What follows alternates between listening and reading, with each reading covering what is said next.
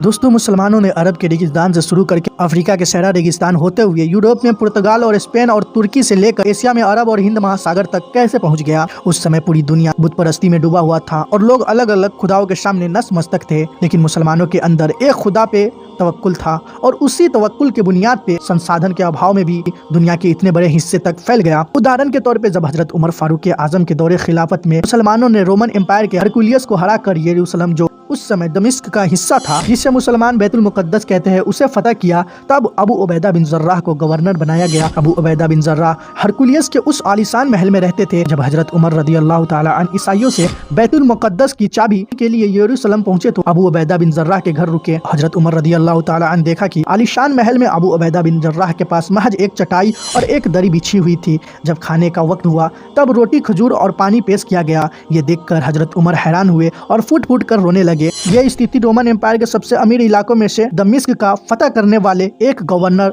अबू उबैदा बिन जर्राह की थी। अल्लाह के नबी सल्लल्लाहु ताला अलैहि वसल्लम ने उन्हें अमीनुल उम्मत का खिताब दिया था। संसाधन के इस अभाव में भी उन्होंने अल्लाह पर तवक्कुल रखते हुए कभी नहीं हारने वाले रोमन एम्पायर को हरा दिया। लेकिन आज जब हम मुसलमानों पर छोटी सी परेशानियां होती है और तब कुछ लोग हमसे उस परेशानियां का हल मांगते हैं, हम उन्हें कुरान और नबी सल्लल्लाहु अलैहि वसल्लम की सीरत से हल देने की कोशिश करते हैं, तब हम कट्टरपंथी कहलाते हैं। याद रखिए, मुसलमानों को उसकी आइडेंटिटी उसके उर्दू अरबी नाम से नहीं बल्कि उसके इस्लाम से मिली है। इस्लाम फैलने से पहले भी अरबी बोलने और नाम वाले लोग इस दुनिया में रहते थे। इस्लाम वही जो कुरान और अल्लाह के नबी सल्लल्लाहु अलैहि वसल्लम की सीरत में है और मुसलमानों की परेशानियों का हल भी इसी में है।